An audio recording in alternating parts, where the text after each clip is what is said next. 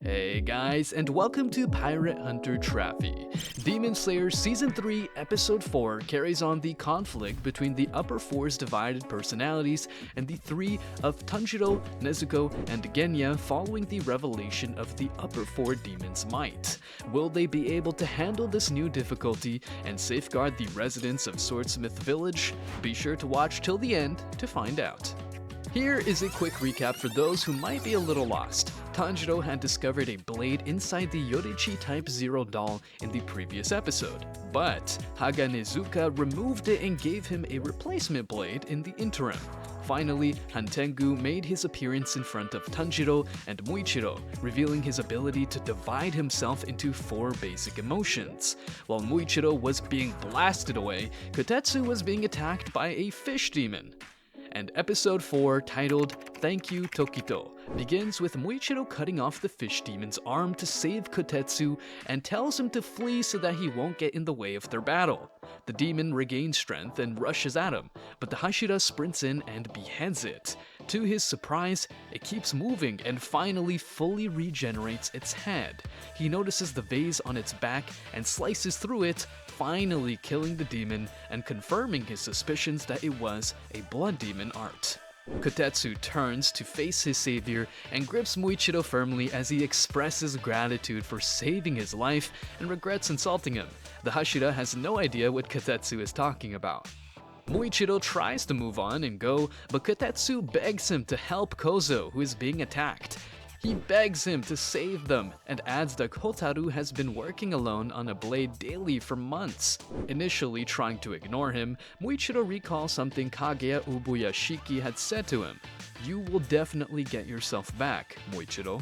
He recalls how the corpse leader and his wife came to see him while he was recovering from a demon attack. When Kaguya notices the boy's confusion, he advises him to focus only on staying alive because as long as he does, his forgotten memories will eventually return. The commander warns Muichiro not to pass up the chance because even little incidents can eventually cause him to clear his mind.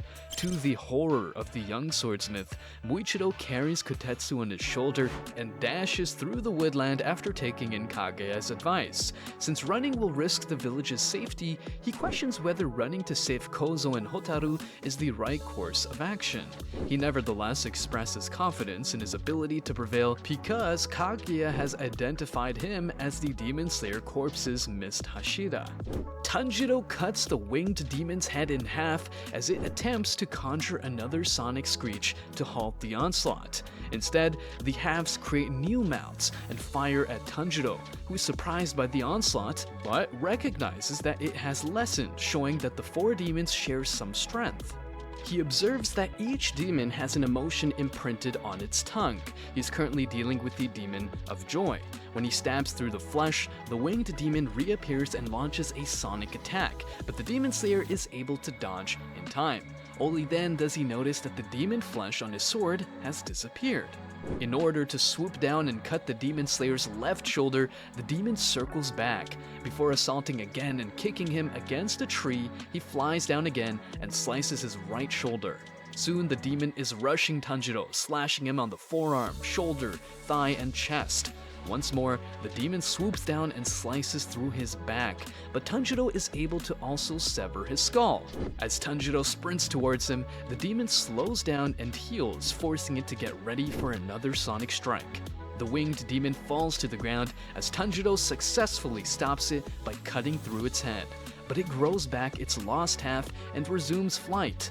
Tanjiro pleads for Nezuko and Genya to be alive, despite the fact that he is now powerless to assist them. Genya, who has a yari lodged in his chest, finds it difficult to move as Nezuko grapples with Karaku. Karaku wants to enjoy his fights, so he instructs the Demon of Fury to aid Aizetsu while Sekido angrily commands the Demon of Pleasure to swiftly take her limbs off.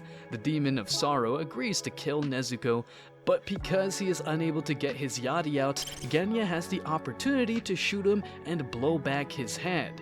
As the headless demon pulls his yari off of Genya before swiftly healing his head and neck, Sekido is enraged by Aizetsu's sluggish reasoning. Genya unexpectedly starts reciting the Amida Sutra, defying Aizetsu's belief that his wounds would cause his death. This causes Sekido to demand that the Demon Slayer's head be severed in half. Aizetsu reluctantly agrees and swings his yari downward, but to his surprise, he completely misses. Genya unexpectedly comes behind him and tries to sever his neck, but Sekido's lightning stuns him. He musters the fortitude to aim at Sekido and pull the trigger of his shotgun, severing the demon's right hand in the process. Aizetsu wounded Genya, but the demon of anger doesn't believe he's still alive. He swings his yari and slams the shaft into Genya's chest, sending him flying across the space.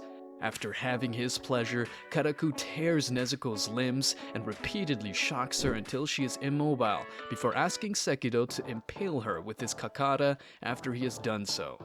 An incensed Sekido says that this was actually his initial plan. Nezuko strikes Karaku in the mouth and partially severed his neck as he attempts to take off her hand before ripping it off. His neck heals, but he is covered in blood, allowing Nezuko to ignite him with exploding blood. Nezuko employs the Uchiwa on the disoriented Karaku after twisting his hand off and launching him into the air with a gust of wind. Then Sekido swats the Uchiwa away with his kakara, stabs her in the neck, then summons his electricity to zap her in place when she tries to repeat the move with Sekido. Back in the woods, Tanjiro's cheek gets cut, and he can still not repel the winged demon. Observing that Genya and Nezuko's building is nearby, he considers a plan but decides against it because he cannot think of a better one. Tanjiro attempts to slice at the demon's feet, but misses, so he ducks to dodge the claws as the demon swoops down. In an effort to help them, he pleads to the heavens for Nezuko and Genya once more to remain alive. In the building, while approaching the seemingly unconscious Genya, Aizetsu notices that he is still reciting his sutra. The demon then asks who he is, and the demon slayer answers that the one who will kill him is called Shinazugawa Genya. Tanjiro sprints in the direction of the building and draws the demon of joy near, intending to use the demon's momentum to assist him in getting to Nezuko and Genya. The demon slayer drops down and lunges at the demon as it slows, piercing his mouth and leg with his sword as he swoops down to cut him with his claws. Tanjiro battles the pain as the demon claws at his back and notices that the demon's body is light so that it can fly. He uses the demon's body to punch through the wall while he navigates himself back to the building using his blade. There, he finds Nezuko being startled by Sekido, who is horrified to see both Karaku and the demon of joy, Urogi, defeated. Tanjiro blocks the attack and stops the weapon with Urogi's severed foot when the demon of fury grows a new kakara. To Sekido's dismay, Tanjiro is unaffected by his electricity because Tanjiro used Urogi's feet, which share the same cells, which inhibit conduction. As Tanjiro realizes that cutting their tongues causes them to heal a little more slowly, he moves to Nezuko and slashes the demon's tongue. He removes the kakara from his sister's neck using Urogi's foot. But just then, Tanjiro is saved by Nezuko by blocking Sekido's attempt to stab him in the throat. Nezuko then uses her blood to burn the demon, enraging him with her blood demon art. Karaku reappears out of nowhere, leaps far from above the structure, and then casts a potent downburst that immobilizes the siblings as they are pinned to the ground. Sekido, Karaku, and Urogi watch from above, determined to carry on the struggle as the floor breaks away and the demon slayers tumble to the ground unconscious. A warning of impending enemy assaults is proclaimed in the Swordsmith Village as countless fish demons manifest and engage in combat. The swordsmiths try to protect themselves and the village despite their crude weapons. Then, when a flying kusagai crow signals for someone to rush to the village because it is under attack, Mitsuri rushes there in an effort to save the villagers, and the episode ends there. But don't you agree that Demon Slayer Season 3's fight scenes keep getting better? The clones are a great new addition because it can be observed that they each stand for a different feeling. As their emotions change, so do their abilities and personalities. For example, Karaku uses a fan and is always calm, while Sekido, who is angry, is constantly agitated and wields a simple lightning staff. Even the most recent Slayers are awesome. Even though Genya and Tokito didn't really make a big impression in the previous seasons, their backstories are worth looking into.